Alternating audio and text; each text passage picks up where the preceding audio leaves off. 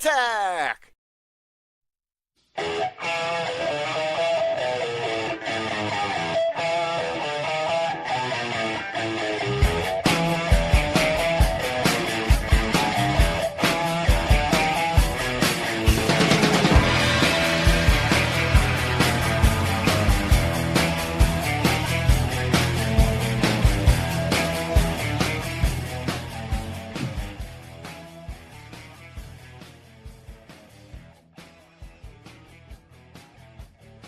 Hello, everyone, and welcome to the SmackAttack.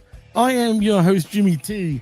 He is my co-host, R to the B to the V, and we are live on Hummy Media Group's YouTube channel and, of course, channelattitude.com after the fact.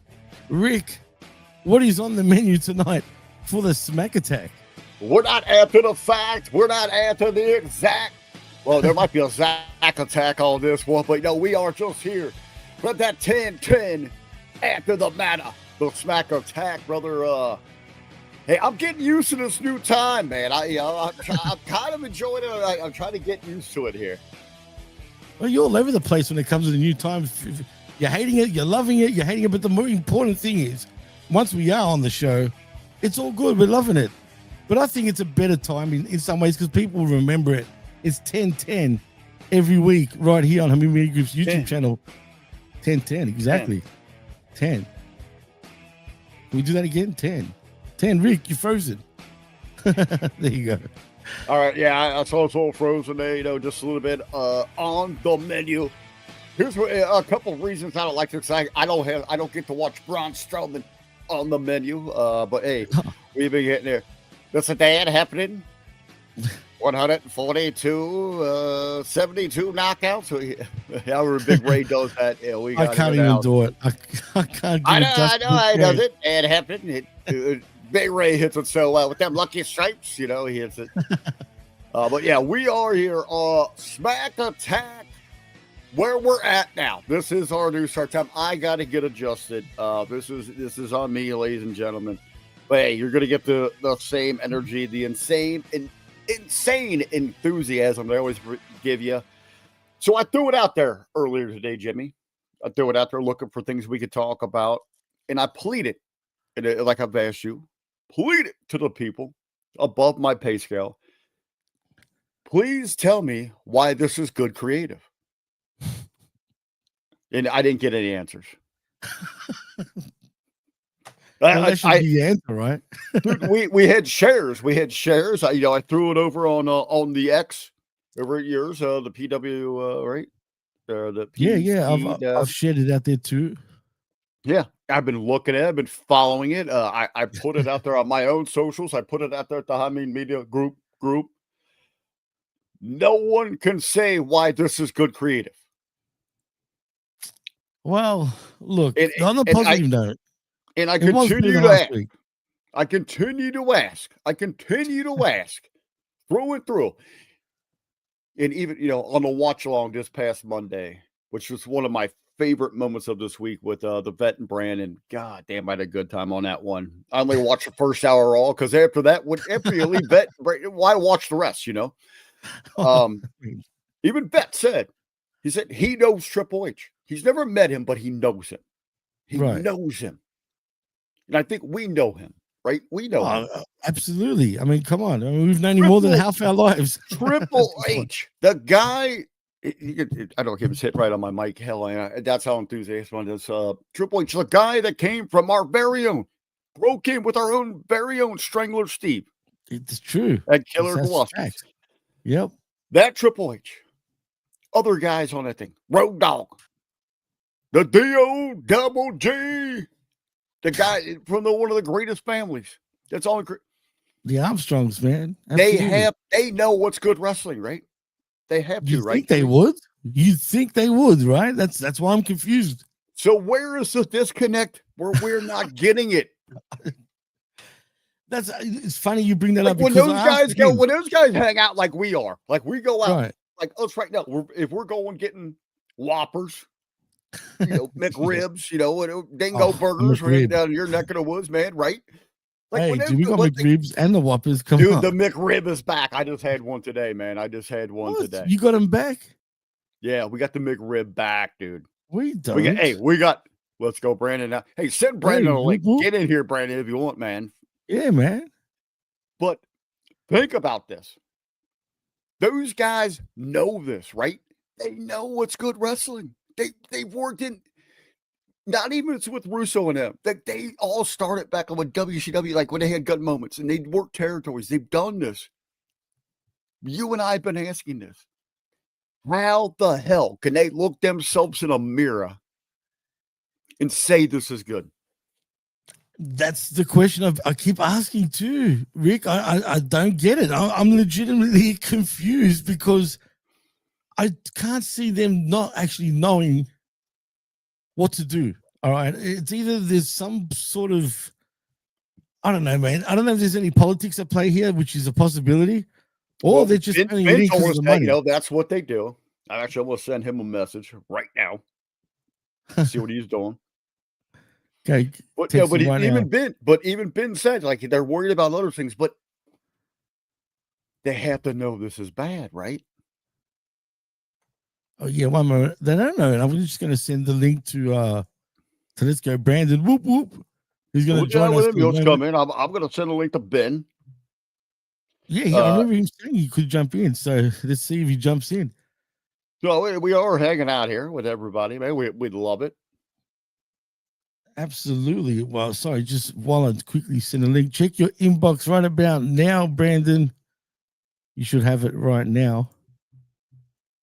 And then as we bring in Mr. Whoop Whoop himself as he comes in. But yeah, like I said, I'm legitimately confused. And Ben doesn't even need a link. Just quietly, Rick. He is the link. He is the link. He'll jump in what he wants. I'm using his streaming out right now. He is the missing link. He can just jump in and booyah, he's in the house. I mean, he was doing something around this time, right? Well, he's always bitching about it. No, we know he watches it. He takes notes. So he goes to the Russo brand. Right. Love to see what he's got to say with this episode here. So coming into this one, Jimmy, we've heard these rumblings here that they're getting pushback from some of the outlets that they're working with, that they need more productive. They need better creative and all that. We've heard this last couple of weeks. Are you buying this? Absolutely not. I mean, shit. Is anybody buying this at the end of the day? I mean, come on. Let's be real. But before we continue, whoop whoop. Whoop whoop. We'll give Brandon's into his house. Welcome to the show, Brandon. But as we were saying, continue on, Rick. And I want to get Brandon's opinion on this too. But continue on what you were just saying. Well, we're going to give it up here over at that far side of the screen. The workhorse, the guy that puts the hours in, that is here, logging those, watching this bullshit. And yes, he's been there. He's trained. He's done it. He's even gone south of the border, a little triple R, put that mask on, done that down there. Let's go, Brandon. Like, we're talking about this right now. And you get to pick the mind of the bet.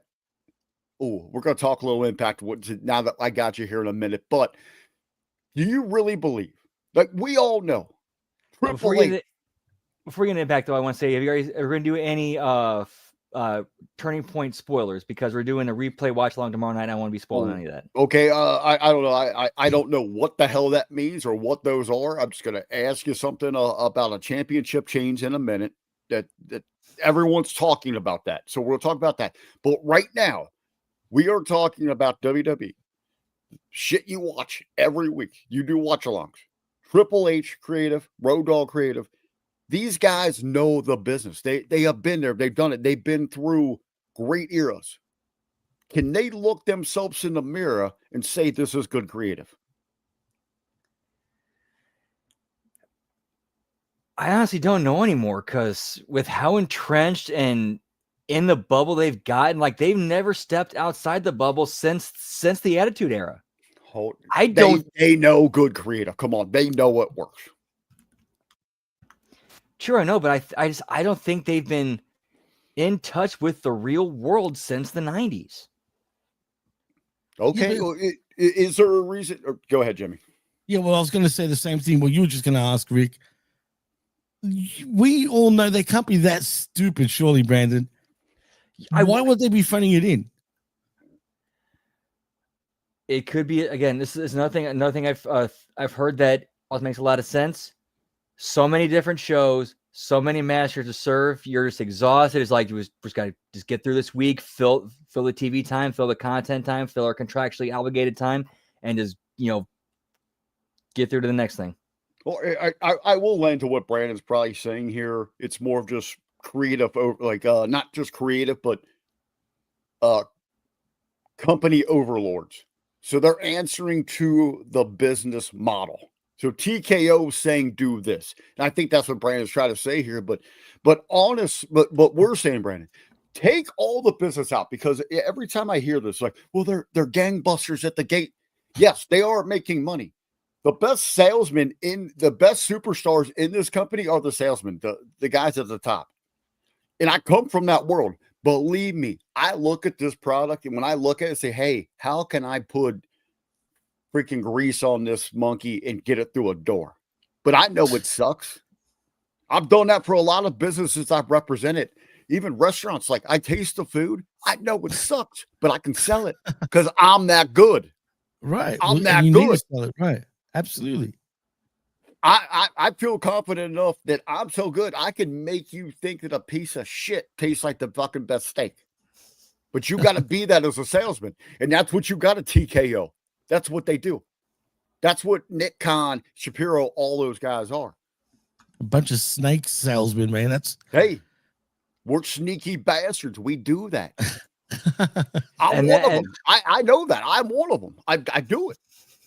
Well, you got a marketing background, don't you, Rick? Right? That's what I do. Yeah. So and I honestly, man, when I go to anything, that's how I pitch my shit to people. Like, I go in there, I know their product. They might be getting out of an apple bags. Hey, you work in food service, Brendan. It's like a fucking cook, like a steak. They're selling steaks that come in bags with all the fucking veggies and all that. But I can sell that if you're good enough. So you can sell any bag of shit, dude. You can sell any bag of shit. But how you do it is you make a creative story around it.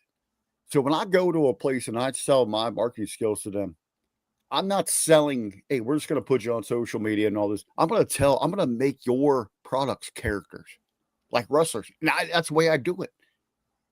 And I tell stories through those. Right, and it can't be that hard. I just exposed myself here on the damn SmackAttack shit. Thank God nobody listens to this show. In other words, don't go anywhere where Rick works. No, you want me there because I'm gonna make your shit look good. I know, but you expose yourself, dude. You might have half-halves of wings with half-half sauces, but I'm gonna make them sound like Hulkamania. Oh shit! I'll keep that in mind now, Rick. God damn it! But anyway. Well, like T. Cooper says in the chat, he says, before my factory job, I worked at McDonald's for 4 years. Don't even start talking about that shit, bro. And what you've seen in the back there. That's where you learn shit. You learn working at that. J12 was a comment of the evening already saying Rick can sell pussy to a happy couple, to a gay couple. Hey, a gay couple needs a pocket to put a baby in if they want to raise it. That's how you sell that. Jesus. I told you I can sell anything, baby. I can put anything over. That's why I'm a promoter. That's why I'm here, SmackAttack. But that's it. And they're not, and that's where your top level, TKO, that's where they're selling this. They are selling the most bullshit. Did you guys really enjoy anything on this show tonight? Not really. But speaking of like crazy salesmanship shit like that, remember when the Xbox first came out and the craze around it? There were people. Very first one. There were people who got away because I like pussy and I don't hang out with fucking gamers. But get this, let's kind of go into what you're saying. There are people who legitimately bought Xbox boxes because it said Xbox on there. They paid like $300 on it. But here's what they got: a box with an X on it. Are you trying to allude to something here, Brandon? Is that what you're trying to say? No, I'm talking about some people because they got so hyped up into it and they got sold on what they thought it was. They didn't buy the video game system. They bought a box that had an X on it. Okay, like an actual box with an X on it. I remember that. I actually remember that craze at the time. Was it Road Dogg and them doing do? People were getting ripped off literally at the time, man. They were literally buying Generation Xbox. Well, it was green and black. So, you know what I mean? But anyway, I remember that actually, Brandon. I actually do, man. People were pissed, bro. Because that's how good the salesmen were, right? They sold you an Xbox.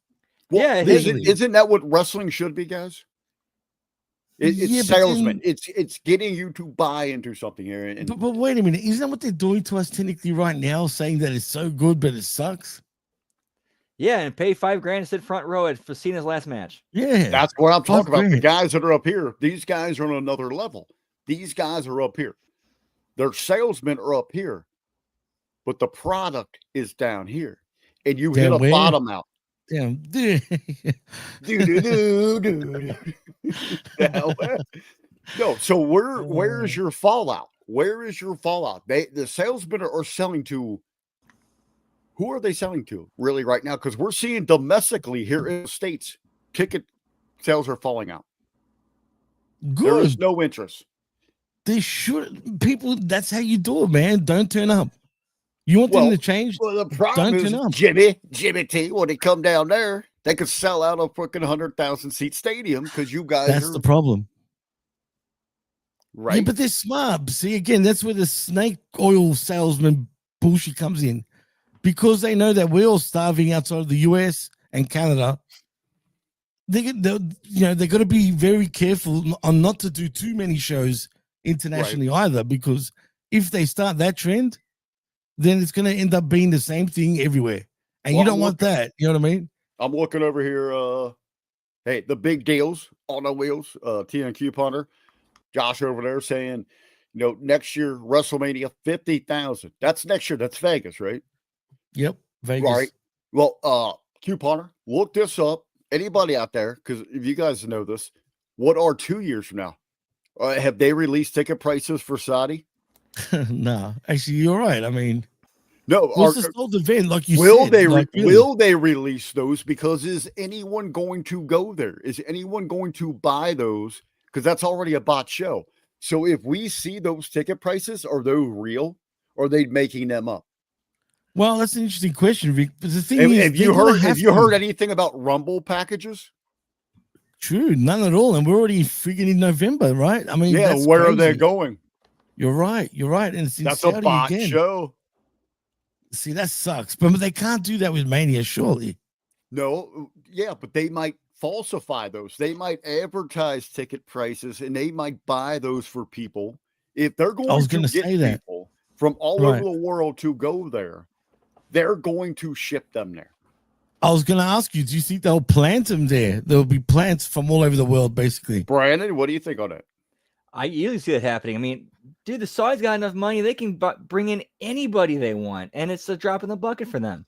They'll make that back on interest the next day. Right. They don't care. Bad. They'll just buy people to bring in there and say, hey, this is an all exclusive. We'll give you this. We're going to fly you into the greatest world. It is Disney World. It's everything right there. Absolutely. And it can create because it's WWE experience, Rick. Think about it. Yeah. No, and then they'll treat all those people like it's the most amazing thing in the world. No doubt. While they're chopping heads off a block away. Jesus Christ. Unfortunately, that's also true. Hey, go heads off for this WrestleMania. Heads off this WrestleMania. Can you imagine that? The commercials? Actually, I want to see the ads for that WrestleMania in Saudi Arabia, though, particularly. Well, at the Rumble, we just chop your heads off. Everything's over the top, Every heads for themselves. Pop right on. Do that again. Give me that again. There you go. Give me that one again, Jimmy. Come on, man. That's a good voiceover for that. Wait till we get to January. We'll hype it up a little more. But like Josh says in the chat, heads are going to roll, pal. But hey, we haven't heard anything about Rumble packages. No one's talking about traveling to the Rumble right now. Let's go to, what is it, in Jeddah again? Riyadh or season. Is it Ryder? Riyadh season, pal, all year long. Yeah. Riyadh, pal. And like Well, Jimmy, wherever you and it I is. talked like 2 weeks ago, you were saying, if with their Rumble, they might break the record, and you say they don't have a stadium. They'll build one. They've got so much money, they'll just build one. And they do them temporarily too, actually. They build temporary stadiums just for the fuck of it, and then just knock that shit down and make money anyway. They don't give a shit. I feel WWE should have never sold the show like that. It's a new era, man. Bro, it's gonna be weird. They're selling the company. But they're going to announce, and I at that Mania? I believe it. At that Mania, there's going to be a lot. Brady, you might agree with this. It's weighing on this, but it's going to be a lot of weighing process how this Rumble is perceived for their sale. They're offering $20 billion. Is that what wouldn't you sell right now for $20 billion? Both nuts, right? All right, look, hypothetically, I agree. Jimmy, don't get on a fucking high stand. You sell both your nuts for $20 billion. Absolutely, I would. Your wife would sell them right now. I do have to asterisk that because I do have frozen sperm that I do pay for monthly to keep frozen. So really? I can afford to cut them off. Yes. Yeah, no joke. No, seriously, no joke. This is actually kind of a way back thing. Okay, it's gonna get a little bit heavy here, so I apologize in advance. You don't have to talk about it. Tell us about your Brandon Sickles. Tell us about your Brandon Sickles. By the technical definition, I actually am transgender, and there was a period where I actually was transitioning. I was taking the hormones, but that was a very short period. And as a part of that was I wanted to make sure my stuff was stored, and I had some samples stored, because of how it was going to affect me. However, I ended up not going through with it and stopping. However, so that sperm is still in storage. Thanks, sir. Hey, I ask you a question. Actually, Brandon, just out of curiosity, did it affect you taking the hormones and stuff? Like, how'd you feel like just taking those at the time? It did emotionally and mentally it did affect me a little bit. And also made my my hair a little bit more thicker and softer. Really? And also my chest a little bit more tender. Well, yeah, that makes sense. Well, yeah, derp. The hair though is actually interesting. Actually, now that you said that, interesting. Because wait, the more testosterone, the less hair can happen, right? If I remember correctly, you can lose a lot of hair with a lot of testosterone, right? That I don't know. I can't answer that to that. Anyway, I think it would be opposite. I think you grow more hair with it, but yeah, I thought that too. But I've heard like people losing it too. I don't know, but it is what it is. But thanks for actually opening up to us there, Brandon, about that. Hey, I love it, Brandon, because I actually had a court order that I get snipped because they didn't want me to reproduce. Actually, it was here in Canada. They told me to not do that. Hey, but no, I do have, it is for sure. I do have a lot of people here in the Hot Meat Army don't really know. I have an amazing 26-year-old son, stud of a dude. Yeah, man. I can't believe that. No, hey, Jimmy T said about it. My boy is a freaking stud, like 100%. Hey, college basketball player. He's college football player. That, man. Dude, I meant that when I said that too. Oh, dude, speaking of studs, you guys catch like the last Kentucky Derby?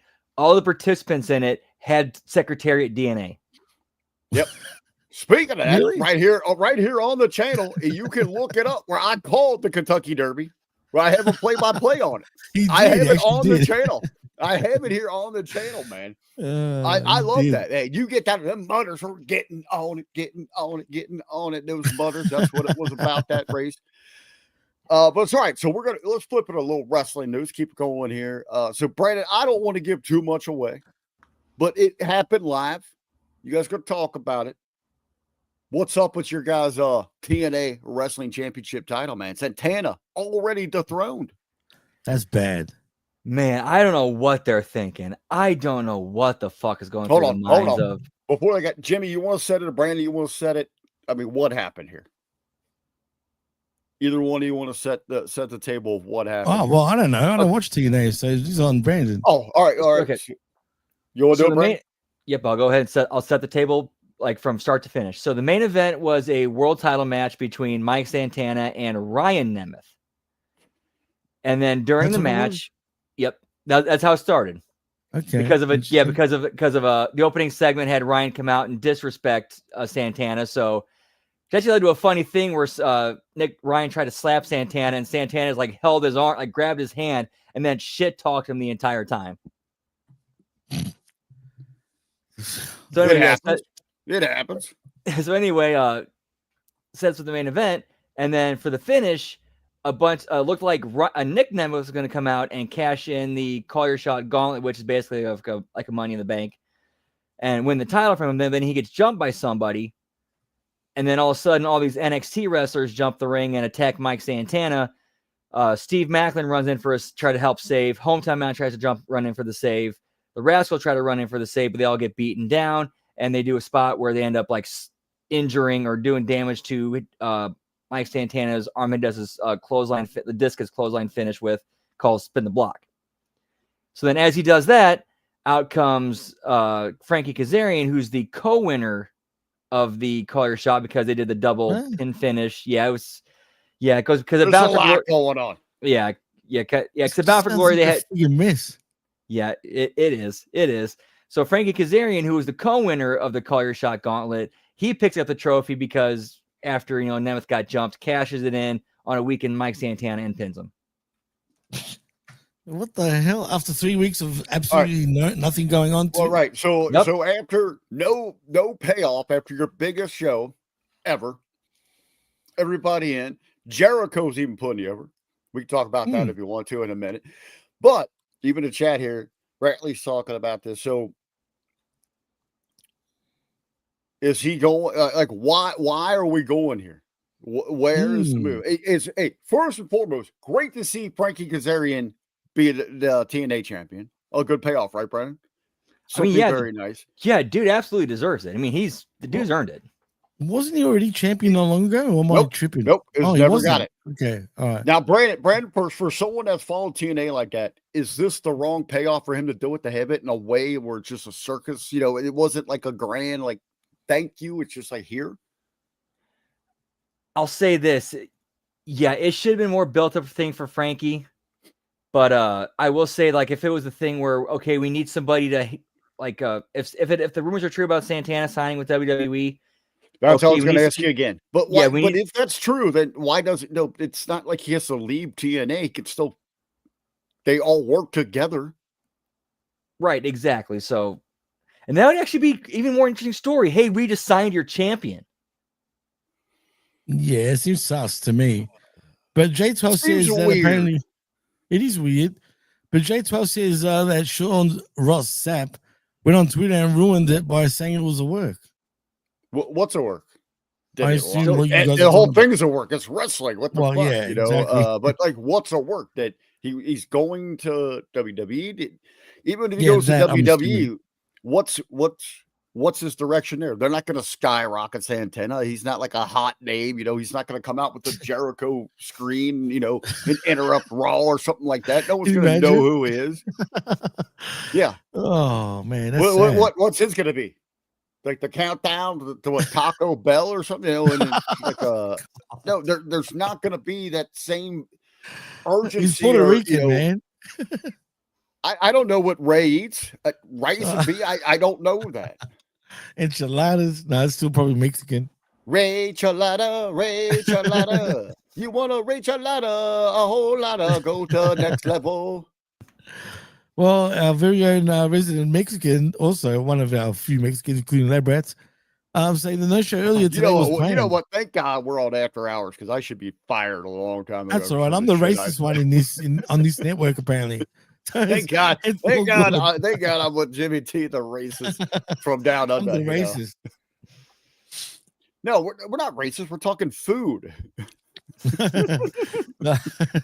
Hey, I didn't say nothing, all right, but I'll still get the heat. It's all good. But anyway, I don't know what's going on. I heard they like it spicy there, but no, it's interesting, Brandon. They would.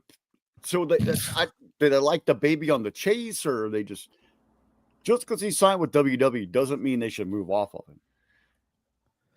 This felt very much like what they did with Josh Alexander when they put the belt on him. What happened was he was chasing, I think it was Christian. What happened was it's actually right after the AEW TNA partnership.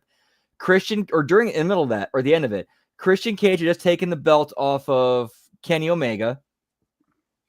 And then Josh Alexander was the X Division champion, option C.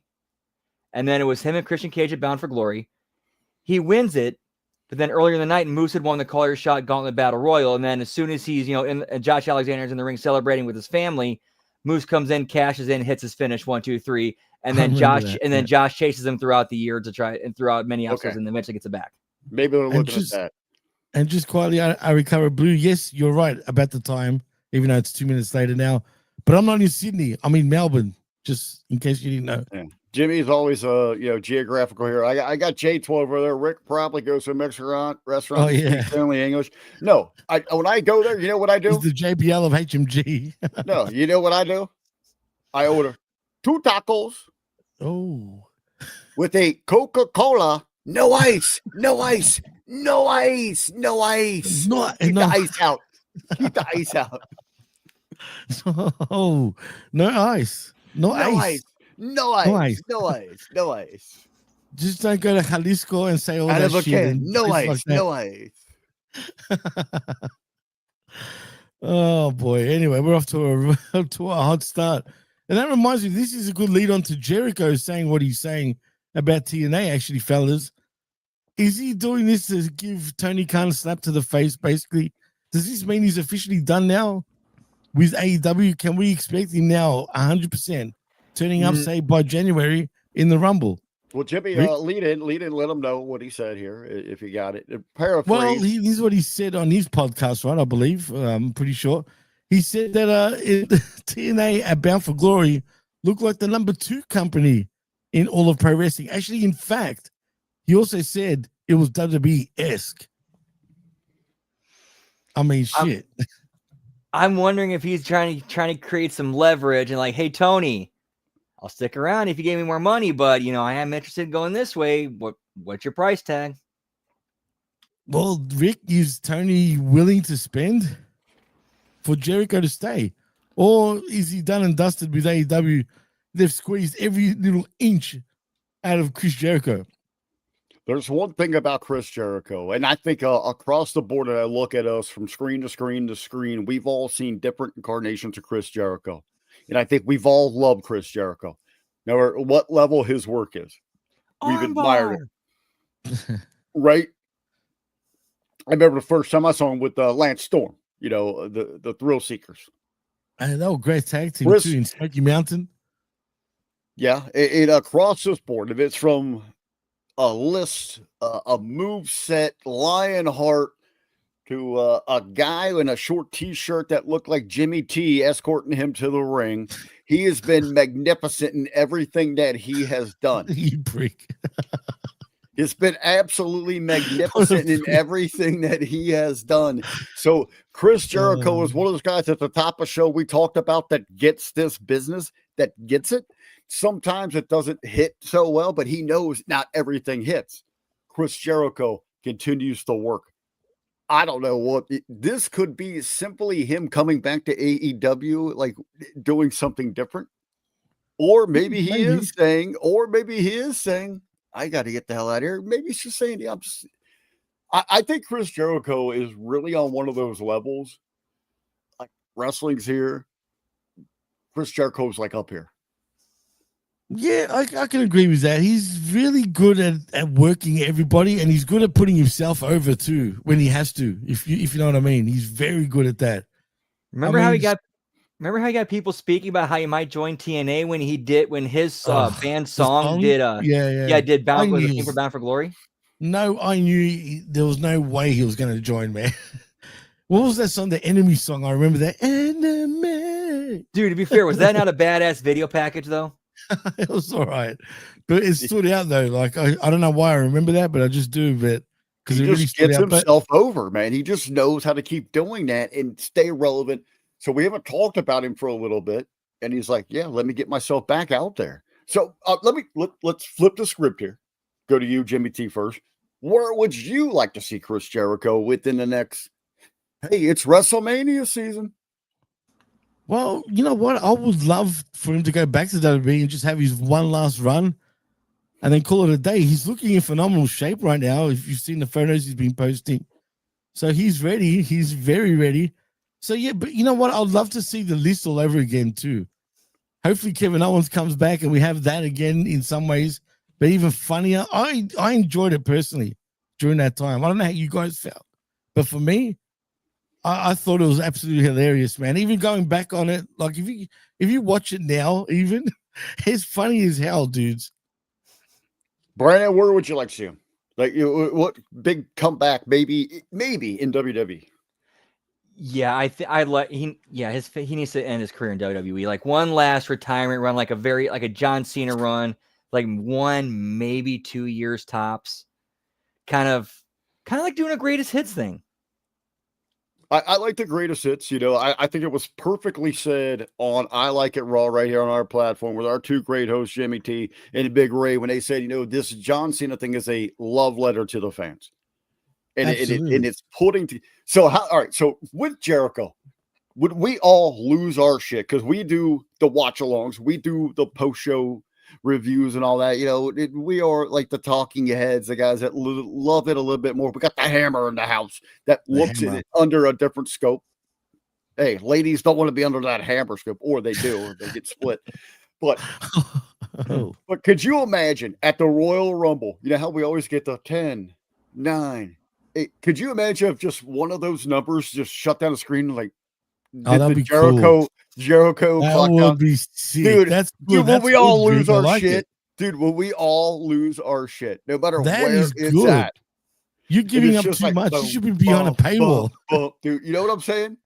Like, right, Jimmy? I can see you popping. From 5 onwards, like as soon as it hits 5, it goes to the screen to the Jericho. Just countdown. Even shut it like where it's coming up and shut it down. Like, how that and thing.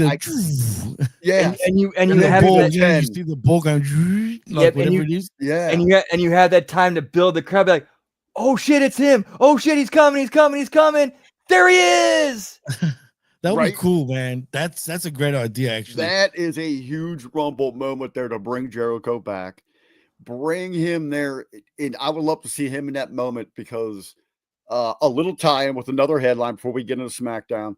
Because AJ Styles said next year is his last year, but we will not see it coming.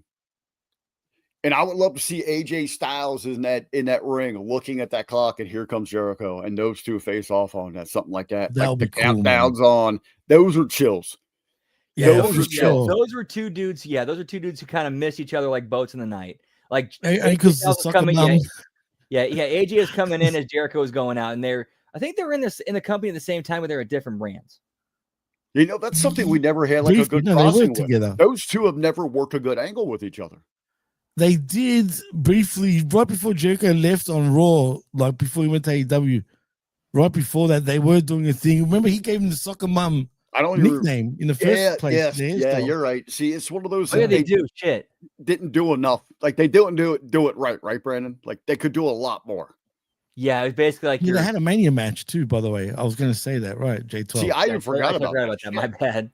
I totally forgot about that. Now, I'm going to throw it back to you, Brandon. So with Kazarian with that TNA title, how cool would it to see AJ come back and challenge him? That would be awesome. In fact, I think I saw an interview today with Frankie Kazarian where he said all it takes is one man to sign off on it, and I'm asking that man, please sign off on that. Who you talking about, Hammer? Who you talking about, Hammer? Black guy's old age, man. That black don't crack. Let's see what you got, man. Let's see what you got on it. Doesn't, man. It's true. Unlike us. But anyway, Rick, were you going to say something? No, I can't think about it because I'm just thinking about Hammer now. But Hammer, in the chat, Hammer, if you had not a dream match, but a match you'd like to have today, a guy you'd like to throw down. I got a feeling what he's going to say. I'm going to say, all right, hold on. Before he says it, I'm going to throw it out there. I'm going to say Hammer versus Bobby Lashley. I think he'll say Nia Jax versus the Hammer.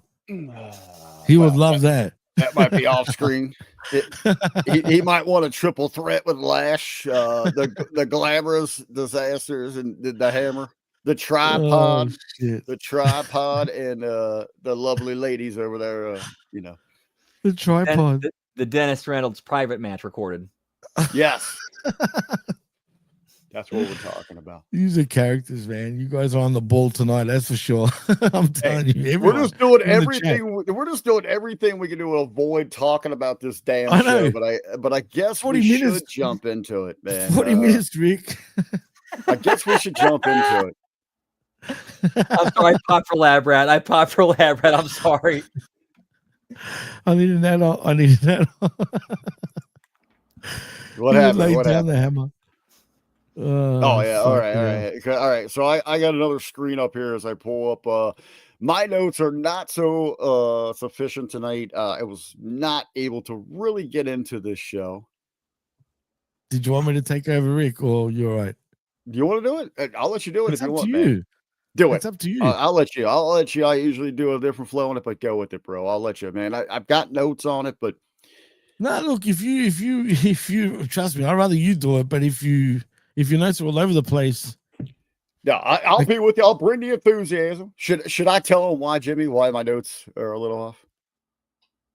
Should you? I told you on the. You know what? I'm just gonna throw your SmackAttack exclusive because that's we shoot like the locker room. I had a 31-year-old girl sending me very fun pictures and videos during SmackDown, so I was paying a little bit more attention to that. Jimmy, did you freeze? Jimmy Bros, no, I got to do this again. So Brandon, I think it's me and you here. All right, so I'll let that go. I had a little cute 31-year-old blonde sexting me. Is that the term? I don't know what the kids are using these days. So I was kind of watching those videos during this thing. Jimmy's right there hitting me up. Especially with this SmackDown, I can't blame your attention from being diverted. Not at all.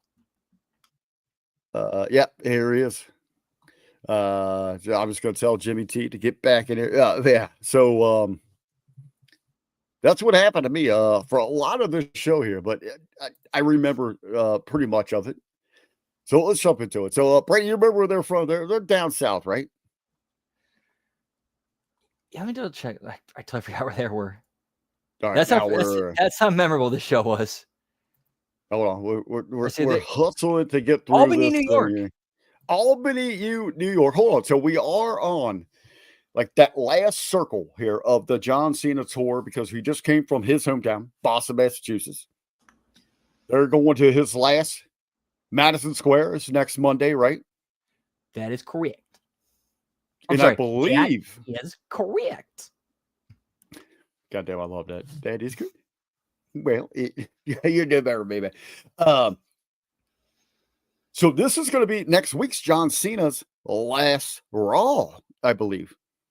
Yep, and in Madison Square Garden. So they're tuning in.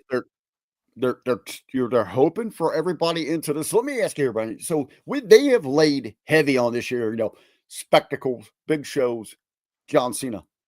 That pony's going away. They're not going to have that, here in a couple of weeks.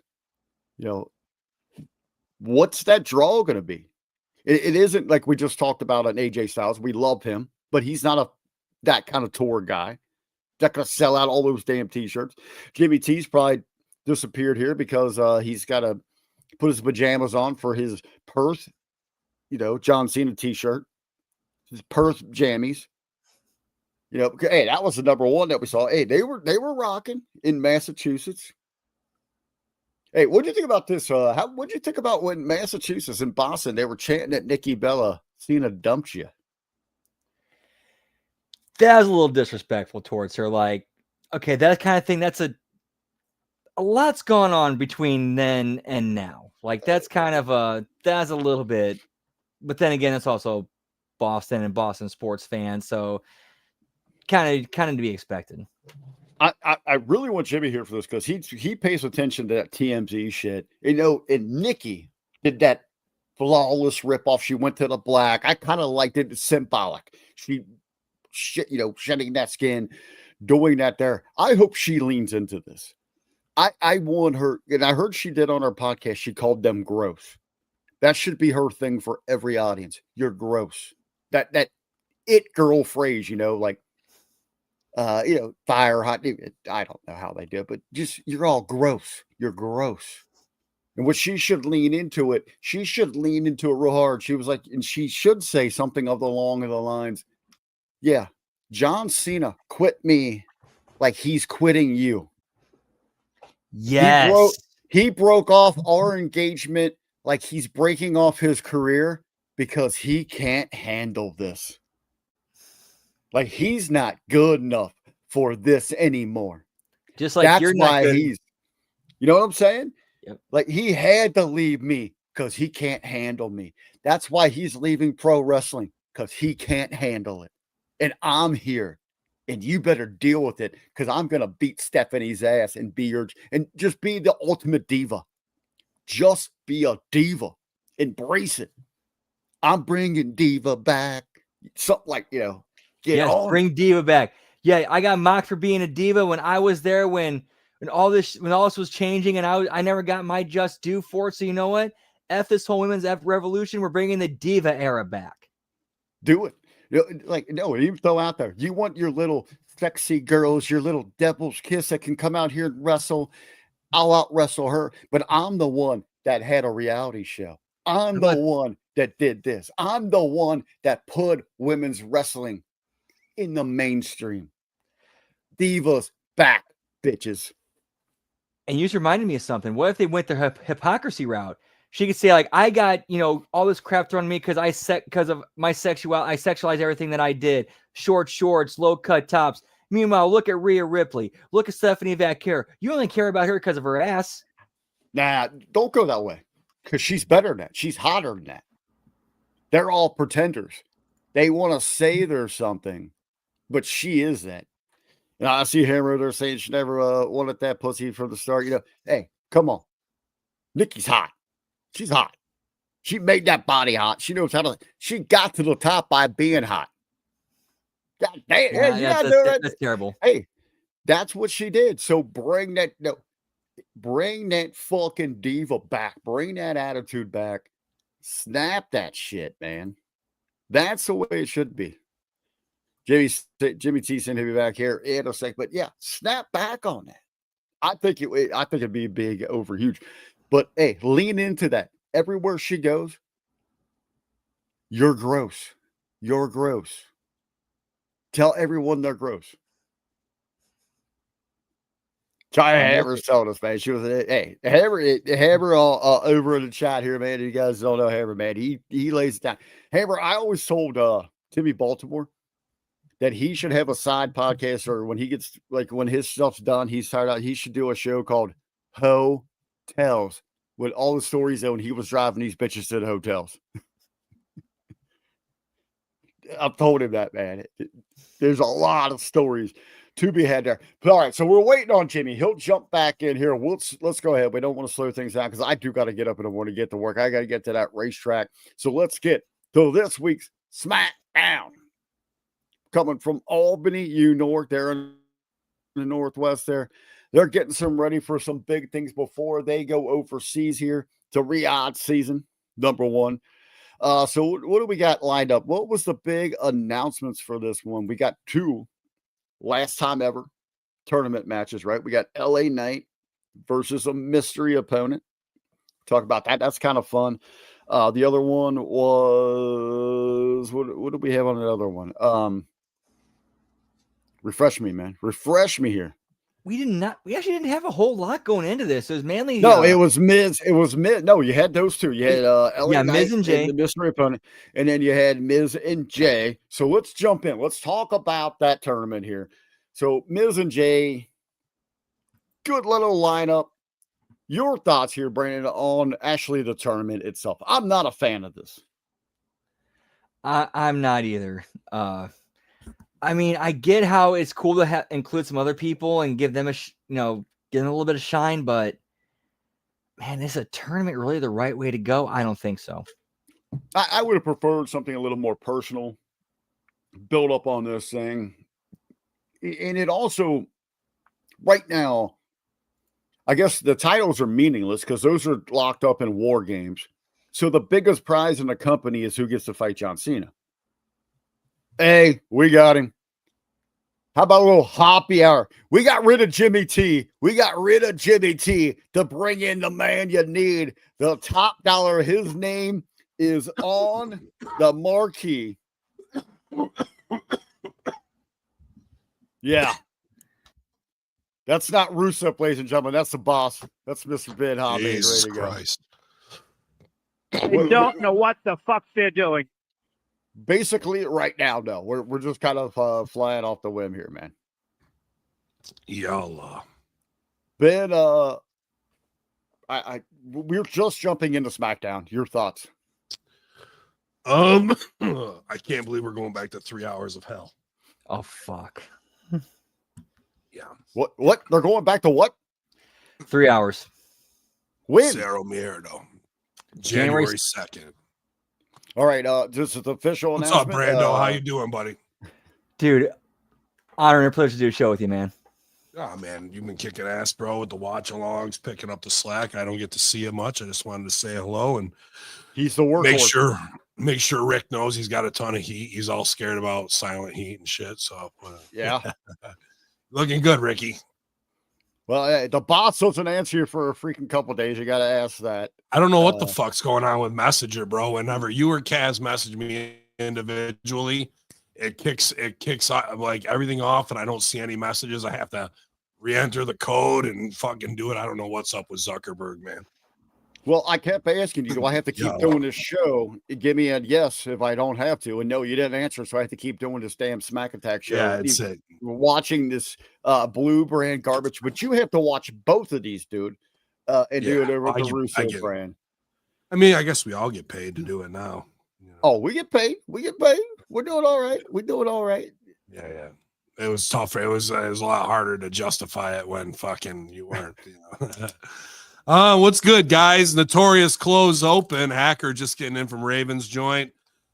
Big Friday as always, man. Actually, one of the biggest during our power hour from 4 to 5, biggest sales days ever in that window. So we were jamming and got to drive home for an hour, and then I get to go back and reopen the shop. But hey, man, it's selling weed. I'm not complaining or having a good time. And I saw Rick's invite, so here I am to talk about how great the Miz is. I think Miz is excellent and a true worker, and actually showed how you get a match out of Jey Uso without blowing him up and making him look great. And then Axiom and Dragunov show that NXT is a complete false positive. We sell nothing. No moves mean anything. I'm going to hit you with every fucking kitchen sink there is. You dead sell register, but then make sure you nip up and hit me with an Insaguri or whatever the fuck it is you want to do. Not once, not twice, 78 fucking times in one match until nothing means nothing, until the assholes of Albany chant, "This is awesome," because they don't know what the fuck they're doing because they've just seen 98 high spots that don't mean shit, and they really don't know who to cheer for because nobody is coming from underneath to try and get a win. And if you just ping pong it back and forth, there really is no drama.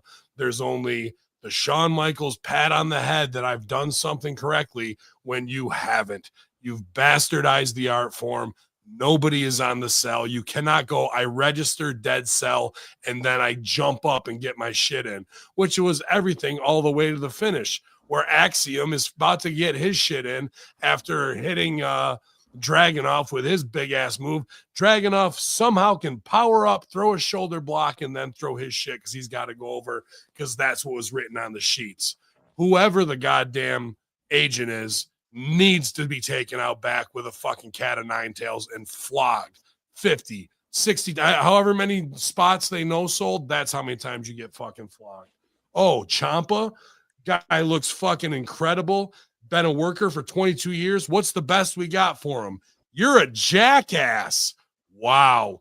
Brilliant, brilliant stuff, everybody. Can't wait for 3 fucking hours of this absolute mailed-in retardation. Right on it there. Hey, let me ask you this, though. We had that. That is the worst spots in there. Can we talk about maybe a high pop there from Pops? How'd you feel about Cordona coming back tonight? I didn't get to see that part, so I'm pumped that happened. Well, let me ask you. They go to Zack Ryder, not Cordona. They do. Oh, they called him Zack Ryder. Yep. They did the whole old shtick. Graves does a little bit of a tribute. Was he tied with nothing with Chelsea? Nothing. Then we fucked up. Nothing. Then we fucked up. And what's the second? No mention. I don't think there was any mention at all in the commentary. Meanwhile, in Joe Henry's fucking video, he's got the mask on, like a paper mache thing that he made while he's referencing it, while he did Bye Bye Miss America Bye, and calls him Matt Cardona. But we're going to bring him back to test him and call him Long Island Ice Z. Oh, and by the way, where were we? Albany. Why wouldn't you bring him back in Long Island? Well, it's just one we don't know where that asshole show's at, mistake after another, bro. It's one from they're not going to get him right. And you know why? Because they're not going to get John Cena right either. So what hope does Matt Cardona have to re-debut at the highest point where he should be with his wife and in Long Island? Anything less, you shouldn't be on a creative team. If that is basic. Right, if we're not, I'm not laying out any Einstein shit here. We don't have a show in Long Island, Ben, but where would you put him and Chelsea in a crossing thing to bring him back here? Oh, dude. Well, it should have been right out of the gate with Chelsea Green doing the Trump thing, even though she's the fucking president. Shout out to this one's for you, Hammer, by the way. I've had enough of this shit. Fucking dealing with these fucking acting like it doesn't go down. Fucking, I sell weed all day. Anybody's got a problem, come find me. Hey, I might join you actually, Ben. Hey, I'm gonna hit you guys with my Sprite. I'm gonna hit my Sprite bottle. Yeah, you're on. Hey, that's right. You're the sober one, bro, and I'm proud of you, dude. And you fucking keep going. I just there was mad deer on the ride home tonight. Fucking drug addicts. Chelsea. All the Chelsea, drug addicts on my platform. It's not. It's recreational. 21. It's actually medicine. Yeah, unlike me, but I can go to jail for that shit. Yeah, well, your country's fucked and will be overturned soon anyway. 100%. He should have been in the cabinet of Chelsea Green with the secret Hervis, and he should have been playing RFK Jr. And he should have done Massa, Make America Sexy Again. And he's the fucking body guy, and he looks like $1 million. She's got the belt. She's flexing in the back. She's the power player, and when she snaps her fingers, he's right there. And the guy is your number one advocate for collectibles and toys in the entire business. If you're not going to do that with them, what's coming up? Holiday season. Yeah, then you make them dance. You make them fucking Don West, but his own thing. He can get over. You know, like you even if it's a parody to honor Don West. This guy is the dude who's helping you sell toys by making them important. And what did he come back and do? Have a get over on somebody? No, LA Knight put him down in the Cena tournament. Oh, well, might as well bury him on night one. They went maybe 8 minutes. They just did radio, little bit of a pop. Corey Graves has some insider shit. Doesn't do anything. No business done to get him back. No, dude, that's LA Knight puts him down like 8 minutes. And here he is, a 20-year veteran, Juggalo Championship Wrestling, and don't think that might not be a reason why they didn't sign him. If there was a deciding factor, I'd like to believe that the guy's absolutely talented. When I was fortunate enough to work with him when they were the Major Brothers, him and Hawkins, and they dropped the belts to us in OVW, A+ guys who were real wrestling fans from day one and still are and wear it proudly. So I got nothing but respect for both those guys. Let me say that now. It's that they disrespect them by not getting max value out of a guy who's got millions of dollars written on him. And not only that, they have the other guy who's got millions of dollars written on him, put the bullet in that guy night one. It's just crazy, man, of like to re-debut as a surprise and then you're going to go under. That's a place where something happens and the match gets thrown out. So you protect Cardona and you weren't going to have LA Knight face Cena anyway. So you use the heat that he would have in his program of somebody effing over the match. And really, Cardona could have gone over off of that and been like, oh, yeah. And like had a big response. LA Knight's heat been for the last couple of months is that he keeps getting screwed out of wins. So now you do that here so Cardona could move on, and now LA and then Knights got heat or something like that. Is he signed though officially, guys? Do you know? Does anyone know? No. I don't know. Well, the thing is, who did they say they signed today? Well, yeah, exactly. You're right. So who? Joe Hendry. And that's what this whole thing was supposed to be, Joe Henry, right? But now we swerved the name we can't say, right? That was what the thing was. When would the right time to bring Cardona back? Probably Royal Rumble. I agree. Right? If you're gonna have a true it's already off of there. When you just said their LA Knight is doing that, that made me even more angry of getting screwed out of wins because I'm the improv guy, and part of when I say these things of play out the game has true meaning. And what is the game of the scene, and how are you going to do it? Yeah, it's already not on here. I was looking for. There's a master class going on. Here it is, actually. Finish line, Trivial Pursuit, Team of Enemies. A lot of good games here, but I think one game is missing. How about Game of the Scene? Hi, I'm improviser Bill Arnett, and I'm teaching a workshop here at the IO on Saturday about Game of the Scene. I think you should check it out. We'll learn a lot about this concept called Game of the Scene, about how to play absurd characters, how to play real characters, and how to have them grate against each other. I think you'll enjoy it. And even if you never played that style, I'm sure you'll get something from it. So you can add another game to your collection. Game of the Scene. Dude, Bill Arnett was one of the best team players I came up with in Chicago. He's been there for 26 years, probably. An absolute brilliant mind, far smarter than I am, and also understands, as a great book out as well, if you want to buy it, Bill Arnett. I think it's called Finding the Game, actually. And I have to hear this word game about how it's all about the game and how you play it with Triple H. And when I think of the game, it is what do we find in the scene that is the aha moment? Well, and what we're talking about is LA Knight losing. That is the game of the scene and being screwed over. The game is how many different ways can we screw over LA Knight, heighten. And at what points? And Bill also says that most scenes are a frustration game.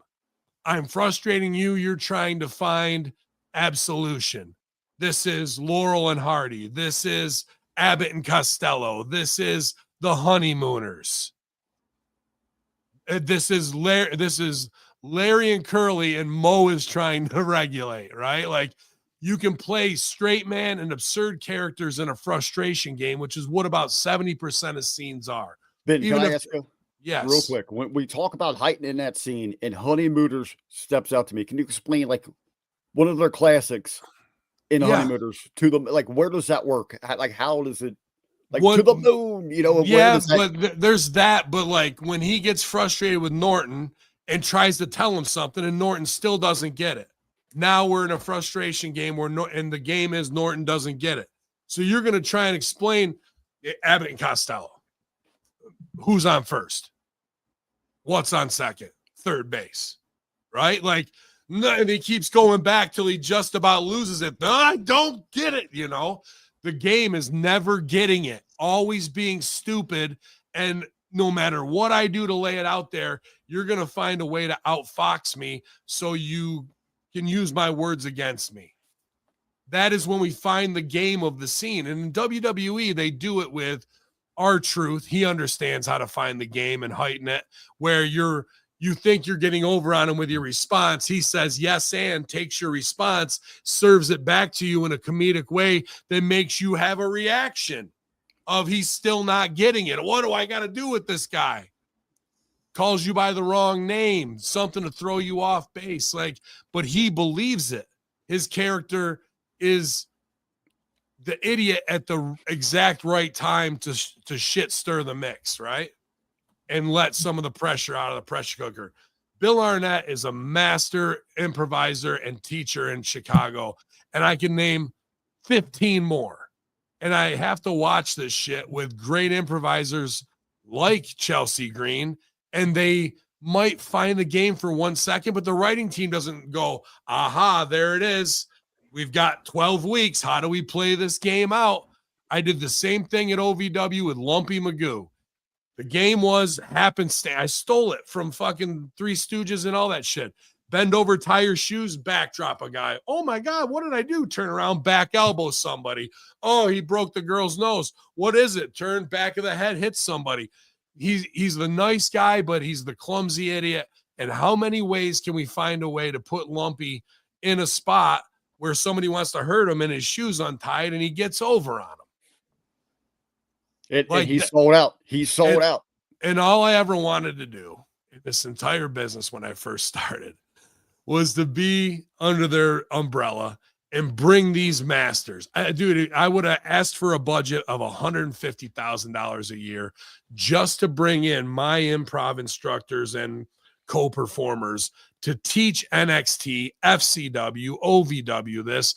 And the only place I've ever gotten to do it, aside from my own work and showing and a little at UWE, was during my time at OVW when DCW, the student show, was run. And I took Man Beast and Adam Revolver and others to Improv Olympic to perform, Susio and Kamikaze Kid and Fang and Twinkle Toes. And because they rehearsed with me for 10 weeks in my shitty apartment, we had a great set. How were they? How were they like in that real environment? They did great with on the Improv Olympic stage. Did Beast love it? Did he step over well? Yeah, dude, he's a phenomenal performer, and he was at his peak then. This is the same stage of Mike Myers, Amy Poehler, Tina Fey, Tim Meadows, Chris Farley.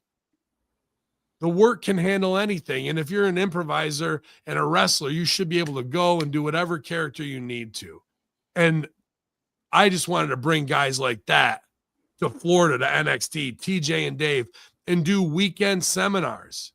But they're never going to fucking put the effort in to truly become great performers. And if you don't understand what he's talking about, because that's a fucking senpai master Sifu improviser right there, who the world will never know about, and he's better than every Saturday Night Live won't cast him. He's too old. But meanwhile, he should be on the show. He's fucking unbelievable. And then I have to find out about, let's play out the game. Well, would the games, think of the games we could have with Chelsea Green and Matt Cardona, bro. It's never ending. And we don't even get close. I have to tune in to watch this fucking second grade show when I really just want to go to Chicago just to sit in on Bill Arnett's fucking masterclass, bro.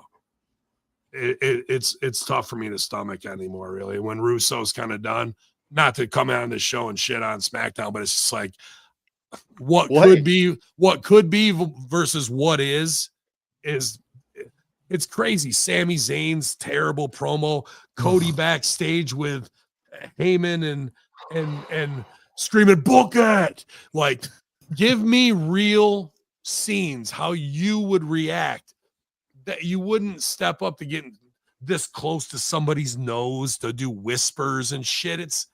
It's all so fucking terrible. And I'm tired of people even half-ass trying to put it over, or half-ass trying to be like, well, when Vince was in charge, he sucked shit through a straw for the last 20 years. Thank you. Because that seems to be a thing too now, Ben.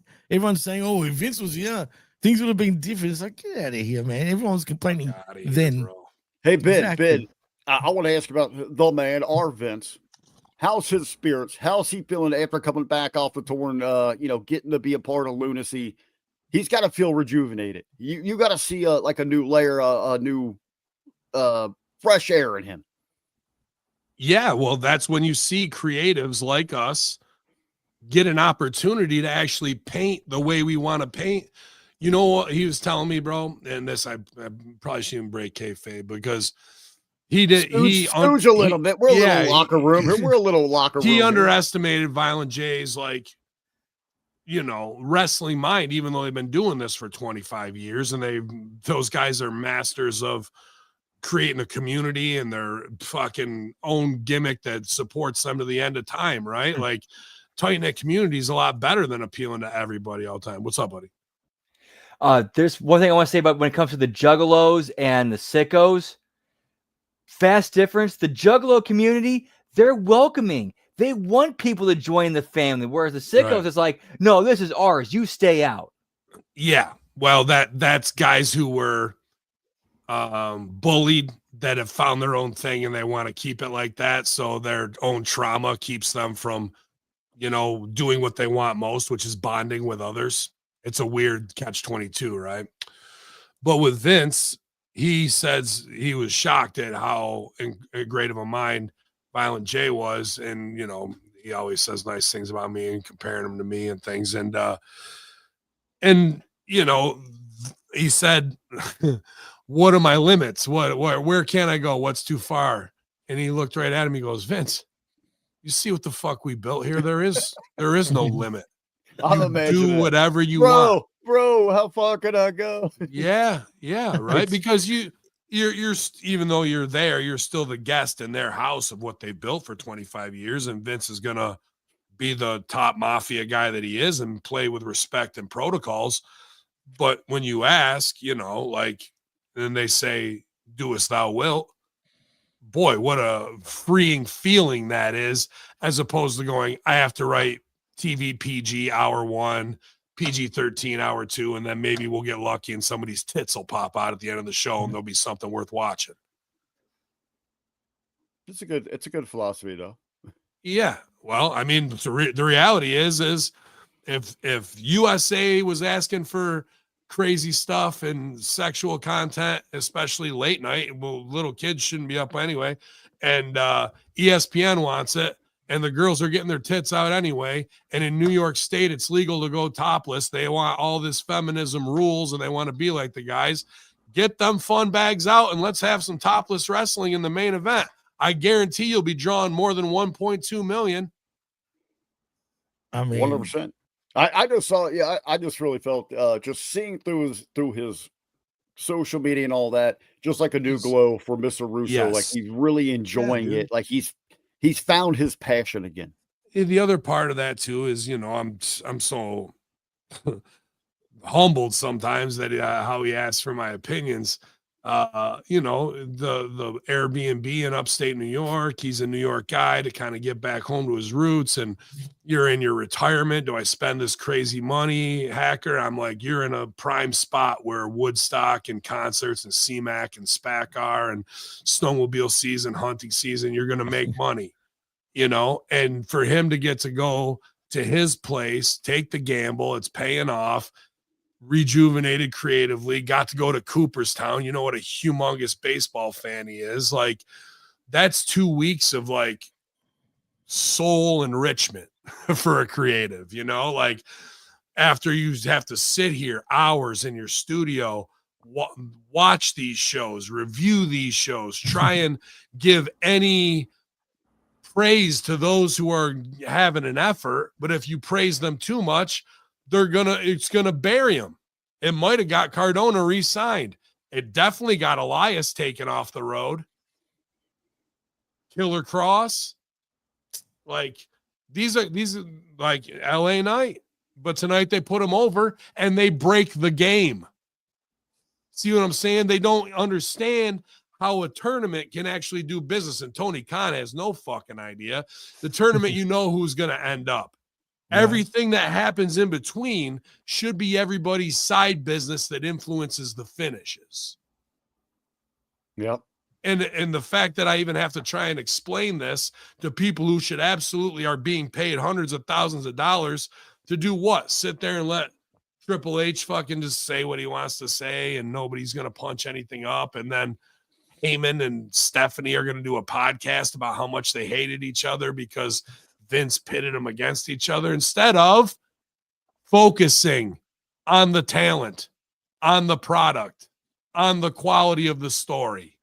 Those things are fucking 6th, 7th, 8th, and 9th in priority. And that is the biggest sin that is being committed because everything else would fall into place. And the bragging of most money ever. Well, guess what? If you had a show that wasn't 20% and was 100%, then you'd see the most money ever. Wouldn't you like to be at 6 Scrooge million? McDuck swimming in that shit. I don't want to hear about 1.5 million or billion when if the show was quality, it might be 10.5 billion. And then you could charge the Saudis 50 billion. And they'd pay it. They would pay it, yeah. Like that. Oh, yeah, That's they're where they're paying like, they're business geniuses. That having a bad product does not make you increase equity. If I only sought out the shittiest weed in New York State as opposed to the most craft growers, people aren't going to come to my store. Instead, I do a deal exclusively with MFNY, who makes some of the best. And now other stores don't have all the product that we have, and people come to my store specifically for that brand. Been in a wrestling This is sense. simple business. Been in a wrestling sense. Ravens joint has the best. You guys are doing it. You guys are trying to do the best to compete everywhere. Yeah. In a wrestling every world like dispensary that, owner thinks their shit's. I know. I that's what I'm trying to get to here. But since there is one top key component in wrestling, it's WWE TKO.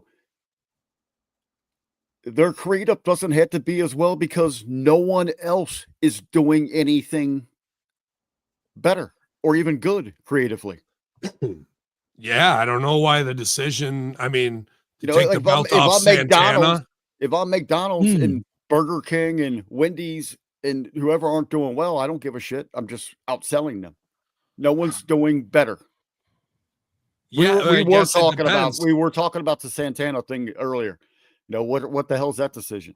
AEW. I don't know. There is well. like possibilities that somebody's making a smarter decision to turn him into an anti-hero. That's a possibility. And that when they're like, he didn't come to the meeting and like that gets stooged, that seems like I'm being worked. So I that makes me lean to go, okay, what choices are they doing with him? And he's going to be at 2CW taking on Mike Skyros. Let's twist this here a little bit more because we do gotta, especially you've got an invested interest there. Creative sucks across the board in wrestling. Yeah, it's terrible. I don't know what OVW is doing. I'd like to believe Al's doing good stuff. I'll have that conversation with. I can see it locally. You'd see. The last thing I saw was Jamin versus Cal Hero and James. Their talents that they have representing that company right now are almost laughable to even not being contracted. No, the people that are getting work there. Nobody's got a body. Nobody looks like a star. Right. Even locally here, I see this. It's like, oh my God, those guys are working for OVW. Let me tell you though, what that might be. Exactly what WWE wanted, which was making everybody else a WWE ID property. So people would go to other schools and they can fuck over OVW without fucking over OVW. And Al can write captivating things, but yeah, if you're at OVW and on TV, I know Rip's not there. He's in Vegas. Here's what he'd say. Don't be a lazy fat cocksucker. Get to the gym. Stop shoveling shit in your mouth. And fucking, if you're here to be a star, look like one. Otherwise, shut the fuck up and go to the back and break the ring down. Anything less than you trying, you're in giving it your all. You think you're over? You ain't over, especially if you look like a slot bucket motherfucker on TV. So with all these other promotions, maybe with JCW, Lunacy, like, how can Russo and them elevate? How can they get attention if there's good creative there? I think you have had a good 2 weeks of bringing in the sheets of people talking and wanting to see it. And I think their YouTube numbers are up. I know they were trying to hit 30,000. So the next thing you do is 40,000, right? And you try and build that momentum. And then you take the Juggalo fan base and you really have to bring them into the fold even more of saying, we're really getting this thing going, and then you do more surprises. You do, like, even though Vince invited Drew as a rib because his creative is so bad, I mean, I'm sure he'd take him, but there are guys out there that will come work that could be an, oh my God moment, they're here. So you do a couple of those down the road. Some interesting possible payoff gimmick matches that have never been seen or done before, or reference other things. You know what I mean? It's an uphill battle a little bit. It's going to take time. Yeah, for sure. But it's better to start at the bottom and climb the mountain than to fucking be dropped off, midway up and act like you're over when you don't have any of the shit ready to go. So, I agree. Like the little engine that could, the underdog, people want that. And it's a niche product, but you got Big Vito, you got Matt Cardona, you got their weird guys that, might get over someplace as an act. Like those zombie guys could maybe do something with Wyatt Six. You know what I mean? Like Spectre, one of the best managers since you retired. But to be honest with you, best manager out there. I would also, if it was me, the first person I would try and get, it'd be controversial and it'd cost you. I would get Kane to do something with cocaine. Brandon, you're a big whoop whoop. You're there. What would you hope that this new partnership, creative direction leads for the Juggalos in that type of wrestling? Honestly, with the way media is with YouTube and streaming services, I think they have an opportunity to become bigger than like the new ECW of like the 2020s and become bigger than what they were and kind of kick the wrestling business in the ass. Yeah. Because they don't have those, restraints they did with, networks. They can go on YouTube. They have other options. And plus they got a guy like Violent J running it, who's like a much better Vince McMahon. He's got the work ethic of a Vince McMahon, but the heart of an actual human being who cares about his product. He cares about his people. All right, very well said. You get it right there. That's that heart and soul that they can reach out there and they can start that grassroots campaign. It's always going to be wrestling, and you got to play the mafia game, even if you're a fucking clown or a zombie. But that is their thing. There's nobody who's going to put the heat on the clowns if they do this. Nobody. They're running it. It's free reign. This is where artists can truly create. And if somebody's got an idea out there, or Killer Cross wants to do something, or anybody that's a good brother that reaches out to Russo brand on the kayfabe, this is maybe a spot to paint on that canvas, So, and that is exciting to a creative, especially when your mind has been fucking numbed out by, the whoop whoops. Here comes Big Purse. Hey, get me COVID mask. She's awesome. Like Jimmy, it's just fucking rotten, bro. Jimmy T, AJ Lee's back. Everybody, AJ Lee. Oh yeah, where is she? If my wife was here, she'd come down there and you'd beat the snot out and you'd be all bloody. Yeah. AJ Lee's gonna get out of the ring. CM Punk, go down and beat the shit out of Braun Breaker, Bronson Reed, and fucking Logan Paul. Sure. I'm like, what are these promos I'm having to watch? Hold on. If my wife was here, what? She'd fucking need to take her lithium and we can all chant therapy. Hey, I like therapy. I like therapy. I use it a lot, but all right. So we're on the home stretch here. Since you did bring up this, let's talk about main event of SmackDown. So we have Bronson Reed announced for a tournament match. Why he's challenging in a main event for the championship? What's more important to you here? Who's in a tournament match? They announced Bronson Reed in the John Cena tournament before he even had his championship match that night. With Cody. With Cody. And he lost to Cody, right? Clean. Yeah. Right, which I think was like supposed to be like they ended up being like I think it was a DQ. It was like an ambush for the rest of the division. Yeah, everybody came in. It was DQ. Yeah. Cody didn't beat him clean. No. Nope. Okay, that's all right. So, you just robbed your TV audience in Albany of a clean finish when Cody could have gone over. Heels could have got their heat back right at the end, right? But it's not the worst decision by any means, because they're like, well, he's fighting in the Cena tournament, so we can't give him an L here. So they are protecting Bronson Reed some way, but that is kind of his focus and be just a championship. The right. championship should be more than the Cena tournament. Right. It should have been, if you really wanted to put it on him, fine. You can either challenge for the title tonight or you can stay in the tournament. Which one do you want? Ooh, make which one's more important? Yeah. You know, put Right. a choice That's on what it. logic being. Way better TV than what we got. Or and then or let's have the say match thrown out and say, put me in the tournament. You know, well, that because tonight with both of them in there, what does it do? It stooges off that you're probably getting a no finish because he's Right. not going to get both and go under in both, which he has to, right?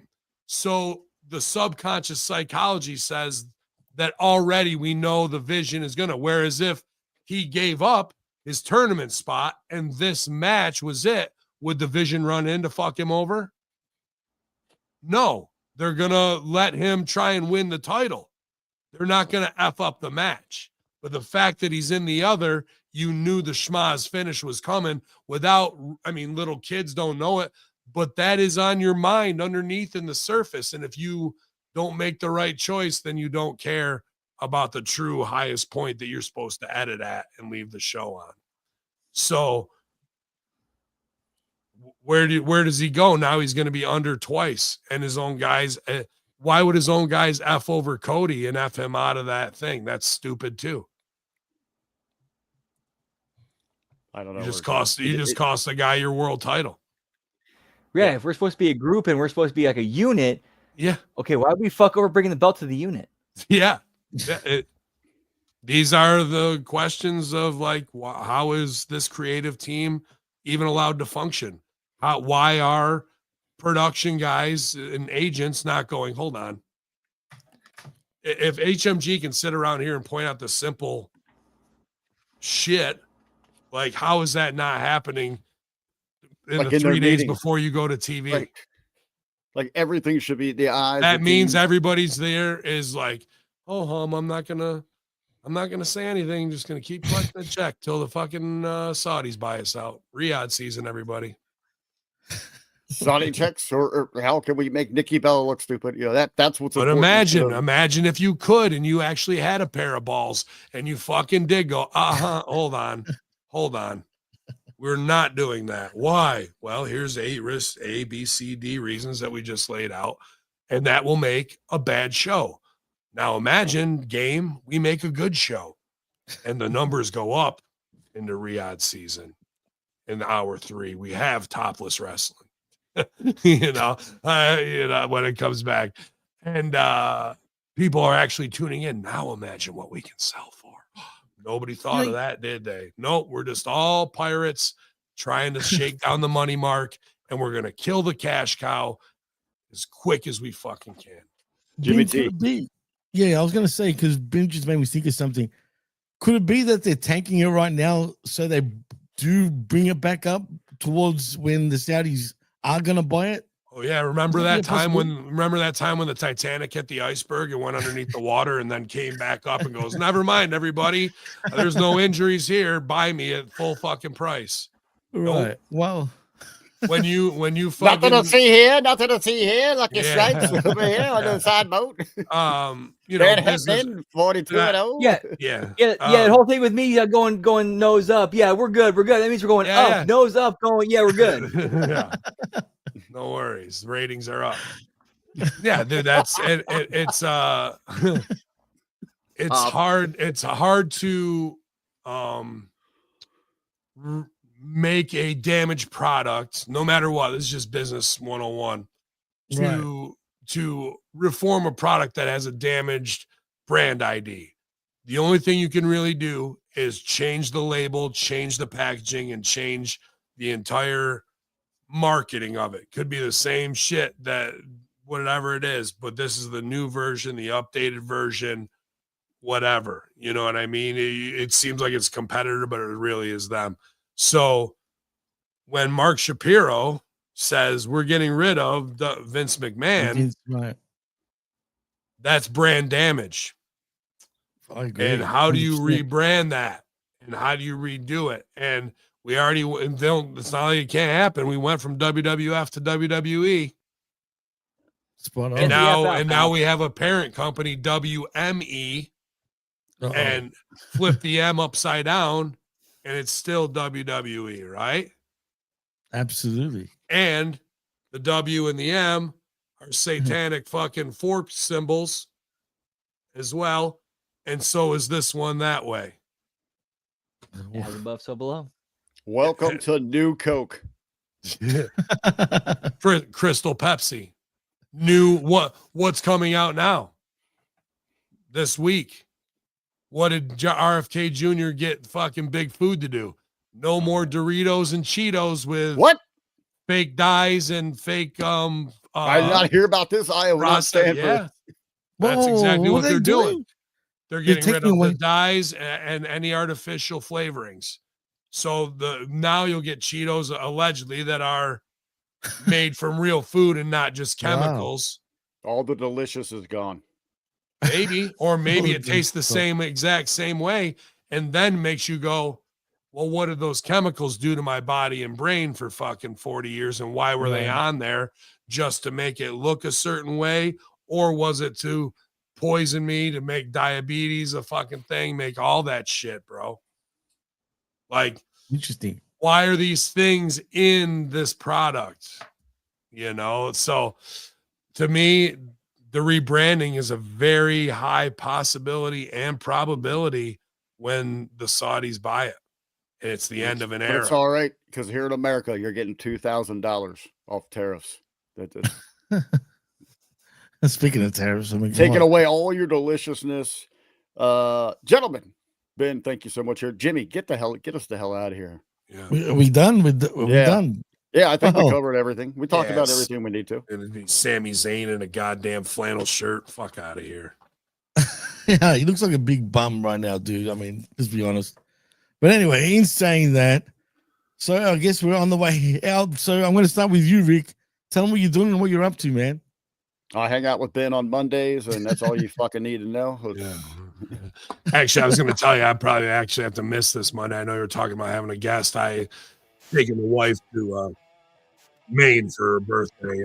All right. I might, you know what? I might have her then. But hold off. I'm not going to make the announcement then, because we do got someone very cool that I'd like to have been in that conversation with, especially with what we saw with Blood and Guts, the women's version to put over women's wrestling. Someone that's been there, knows it, that can out-talk all of us on women's wrestling. Yeah, if you want to do it at 5 at night, I could probably do that, but it's going to be a 5-hour drive back, so I know I'd miss our noon time. But now we'll figure it out, man. But we do have a very special person we want to talk to that knows women's wrestling. Absolutely. Well, that's easy.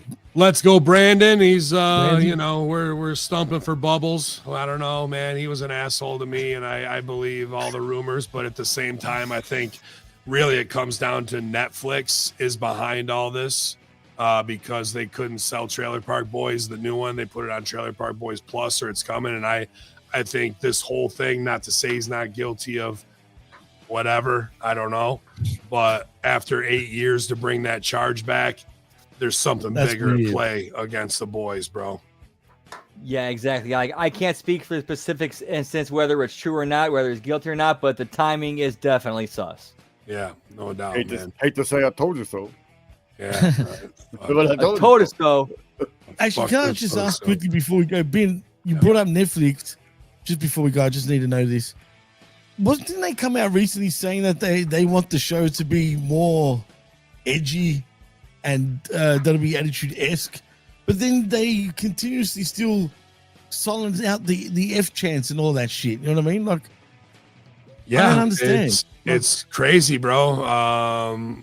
Where how bipolar this is, where we'll make those types of jokes, and then at the same time we're doing up close camel toe shots on the girls, but we like. The whole arena hears it every day in the streets. You hear it in every music. We hear it.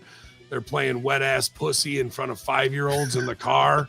But where this isn't going down, bro, it's a very strange time where they want it to be 1952, Leave It to Beaver, but they want all the Eazy-E, NWA gangster fucking shit at the same time. It's straight 1984 double think, bro. So it's weird, man.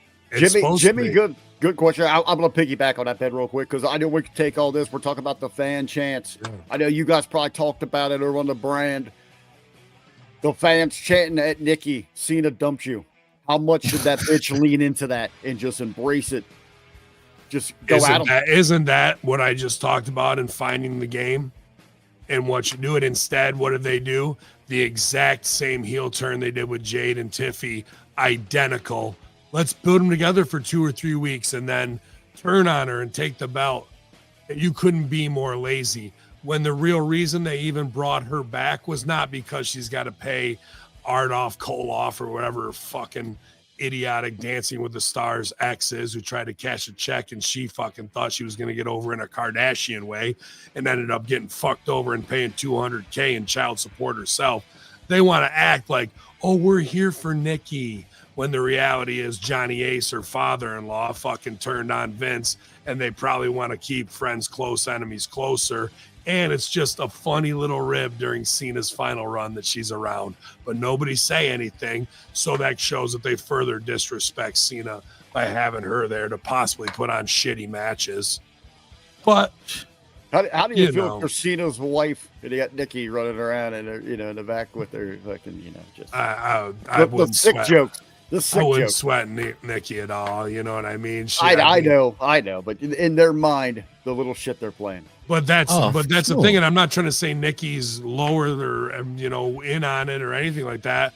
But she does need that money, and she knows everything underneath the surface that's there because they've been around this. They were groomed to be on the road chicks. You know what I mean?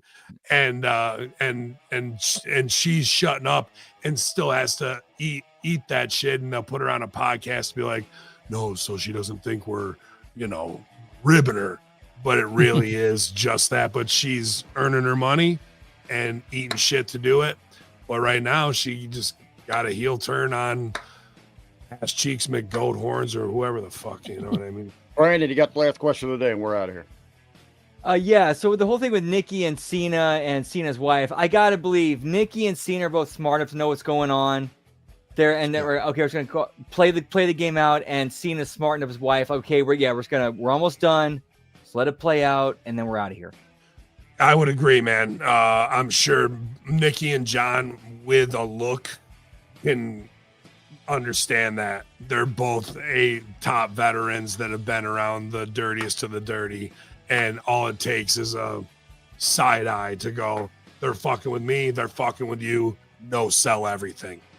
Maybe they're all in a hot tub together. And maybe Ace is there too. Yeah. Ace is the place. Yeah. Make sure you sign this NDA, pal. Yeah. Give me 3. All right, Jimmy. Get us the hell out of here officially. Yeah, that's all that an extra 20 minutes. Well, in saying that, please like and subscribe right here at Hammy Media Group's YouTube channel. Keep sharing us, keep liking us, keep doing your thing. We very much appreciate it. And in saying that, I am Jimmy T. He's out to the B to the V. That is Whoop Whoop Brandon, and he's the Ayatollah, Bin Hamid himself. And you've been listening and watching the SmackAttack live right here on Hammy Media Group's YouTube channel and on channelattitude.com after the fact. Till next time, peace. I'm Japanese.